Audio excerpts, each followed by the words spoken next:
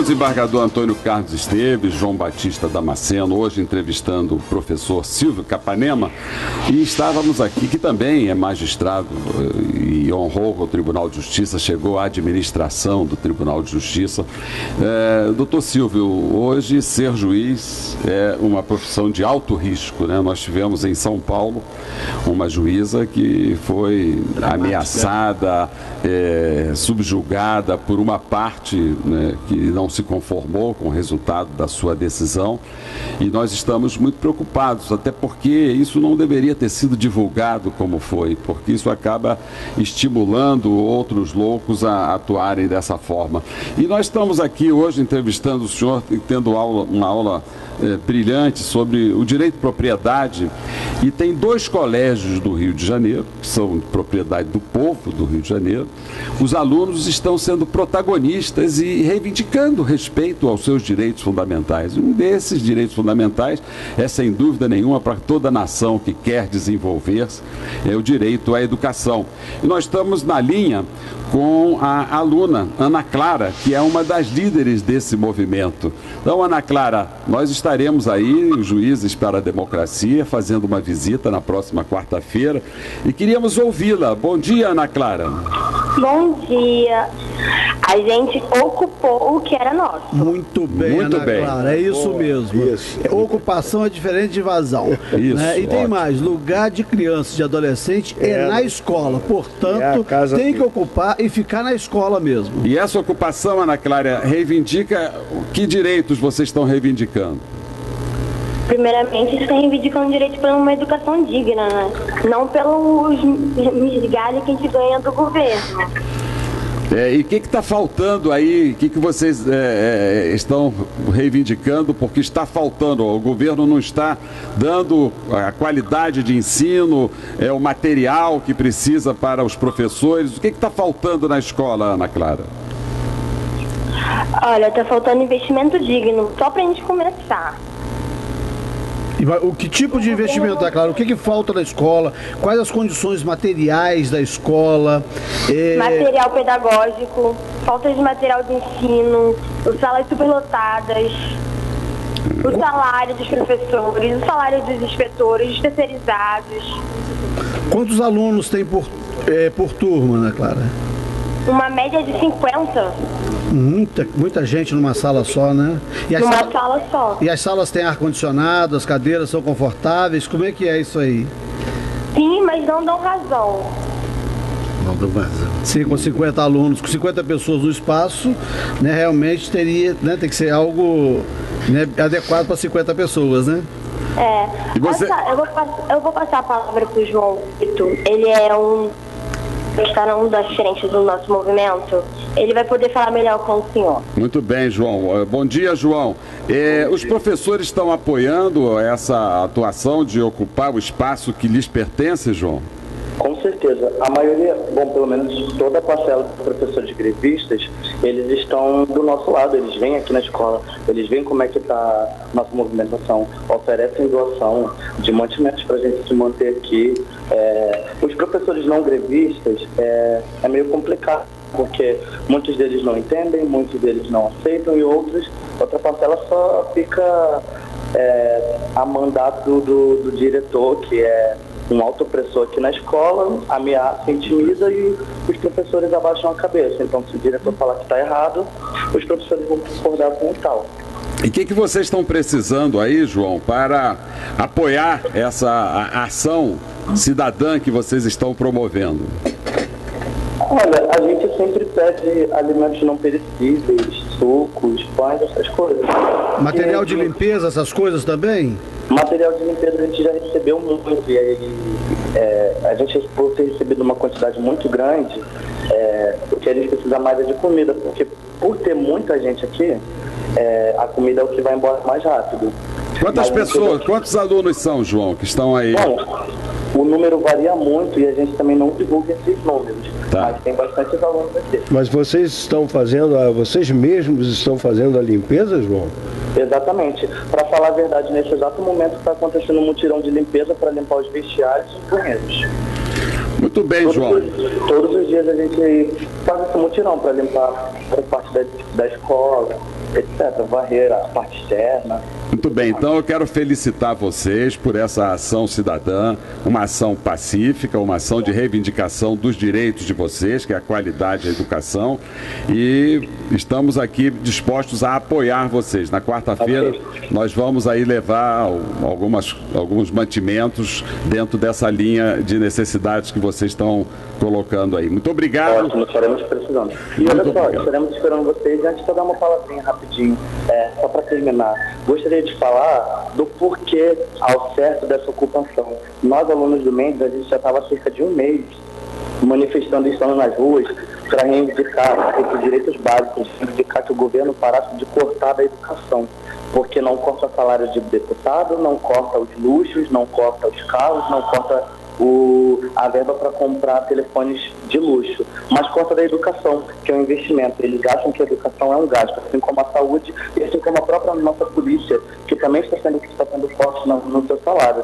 E um mês na rua, a gente só sofreu repressão da direção e da própria polícia. E é impressionante como em 2 horas de ocupação, quando a gente começou, em 2 horas de ocupação, já havia ligação do gabinete do secretário de Educação querendo que a gente desocupasse para começar uma negociação. Então a gente percebe que, contra todas as truculências do governo, somente um ato como esse para poder reivindicar os nossos direitos. E reivindicar, acima de tudo, respeito, porque numa sala onde só cabem 30 alunos, tem 50, numa sala onde o professor entra e não tem uma criança para escrever no quadro, isso é falta de respeito, isso é falta de dignidade. O que a gente mais luta é pelo respeito como aluno e pelo professor também, respeito como profissional, como qualquer outro. Muito obrigado, João. Mas já há um canal de negociação? Vocês estão conversando com alguém do governo para que as suas reivindicações sejam atendidas? Sim, a nossa conversa já está direta com o secretário de Educação. Nessa terça-feira, a gente teve uma reunião, quase 3 horas de duração, no gabinete dele. Então já estamos numa linha direta com o próprio secretário de Educação. Muito bem. Muito obrigado, João. Muito obrigado, Ana Cláudia. Muito obrigado e que vocês sejam felizes aí nessa justa reivindicação. Voltamos aqui na entrevista com o desembargador Silvio Capanema. Professor Silvio, estamos falando aqui de direito de propriedade, estamos falando de cidadania e estamos aqui a juventude dando exemplo de participação cidadã, reivindicando melhores condições de educação. Isso sempre ocorreu. Eu estava comentando com o Damasceno, ele falando, eu me lembrei dos meus tempos de estudante da gloriosa Faculdade Nacional de Direito, onde fui secretário do CACO e onde comandei uma famosa greve dos bondes. Depois eu e o Fabião organizamos uma passeata contra a Inglaterra e a França, contra o bombardeio de Suez. Mas naquela época o foco era diferente, era mais universalizado pela Petrobras, etc. Agora não, eu estou vendo que a luta dos estudantes está muito mais difícil, porque são condições econômicas e materiais para o simples fato de poder estudar. Então, eu acho que também isso não é uma ação possessória. Vou dizer, não, então não tem que entrar com uma ação de reintegração de posse contra esses alunos, porque eles não estão lá porque querem morar na escola, eles não querem ir lá para se tornar proprietários. Veja a simbologia. Eles não estão se apossando da coisa. Claro. Ao contrário, eles estão num lugar onde eles devem estar. E é um mecanismo de pressão, e pressão válida para as autoridades finalmente acordarem para esse problema. Eu estou inteiramente de acordo. Um país que não se dedica à educação da sua juventude é um país que se suicida. Mas veja, Silvio, a simbologia desse fato, deles ocuparem um imóvel, não é, para poder dali transmitir a sua reivindicação. E eu acho que o que ficou dessa entrevista agora, comovente, o que ficou é que, graças a Deus, a juventude como um todo continua acordando e continua reivindicando e com a coragem de falar. O grande risco é quando o povo perder a coragem de falar. Daí eu dizer aos meus alunos que o advogado é aquele que fala por quem não tem mais voz. O advogado é aquele que estende a mão ao invés de retraí-la. O advogado é aquele, portanto, que consegue ser a voz dos excluídos, a voz dos que não têm mais condição. Mas, Eduardo, eu também quero cumprimentar esse aluno, mas advertindo que não há hipótese de descambar para violência e que essa ocupação deve ser apenas um fator de iniciação e desenvolvimento das negociações com as autoridades. Também podemos incentivar a depredação da escola e assim. Não, pelo visto eles estão preservando, inclusive fazendo... Até porque essa linha tênue entre o direito que está sendo reivindicado e o excesso, ela pode ser ultrapassada. O perigo é esse. E aí pede o... Na Escola da Magistratura, né, eu faço parte lá de um fórum de sociologia jurídica. Eu queria te convidar para ir lá um dia falar desta diferença, dessa ocupação né, do aluno, né, de uma escola onde ele deve estar, onde é o lugar dele, da diferença do esbulho possessório, né, do esbulho, que é para ver se alguns colegas nossos, juízes, aprendendo essa diferença, não admitam ações nesses casos, assim como alguns admitiram, até para os meninos pobres que queriam passear no shopping, deferiram possessória para impedir que alguns meninos pudessem entrar no shopping, como aquele caso dos rolezinhos, né? São meninos pobres sem capacidade de consumo e que queriam... E o Museu do Índio, né? O Museu do Índio, que eles estavam lá, inclusive, desde 88, né? Os índios, não permanentemente, mas com rotatividade. Mas no caso dos meninos, eles não queriam se apossar de shopping nenhum. Eles queriam apenas andar num lugar onde eles não podem costumeiramente andar porque não tem capacidade de consumo.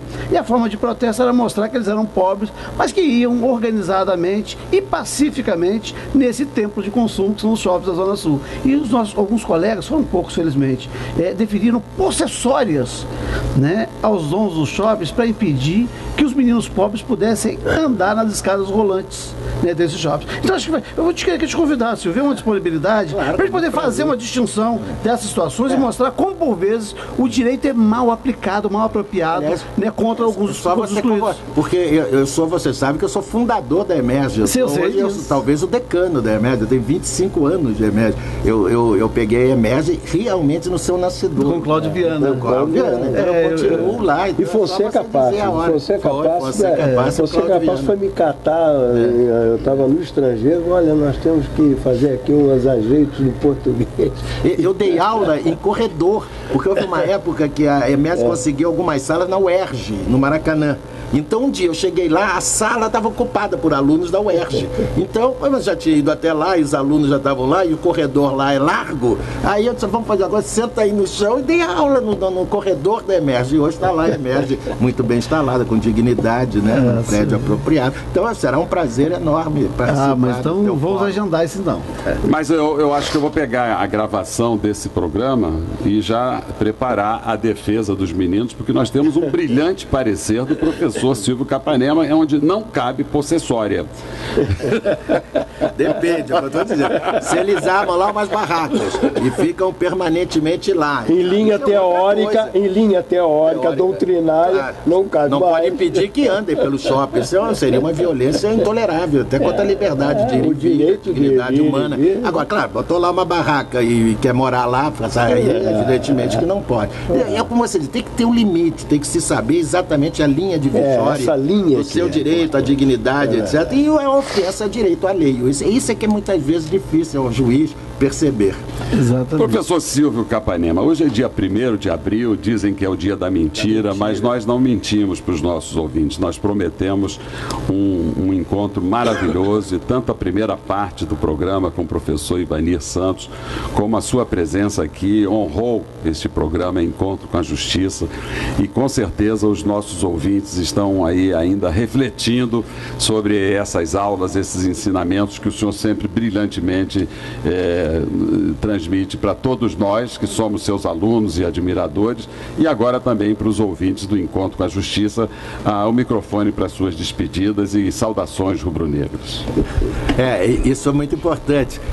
Eu costumo dizer em vários congressos que eu compareço e fazem essa protocolar apresentação com alguns títulos, desembargador aposentado, etc. E quando termina eu costumo dizer, eu só lamento que o protocolo não tenha declinado o meu título mais importante, o título de que eu mais se orgulho, a Aí a plateia fez, sinto.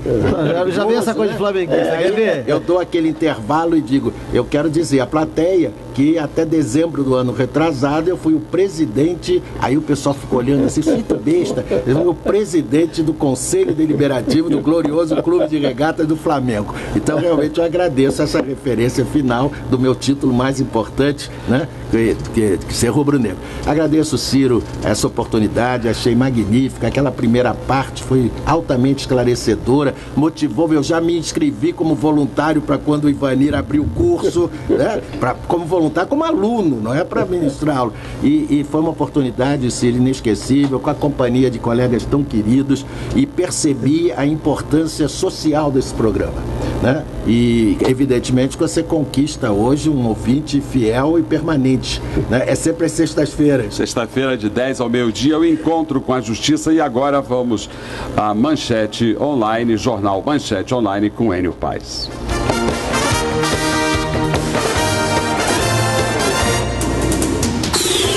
A Rádio Manchete Online apresentou Encontro com a Justiça, com o desembargador Ciro Darlan.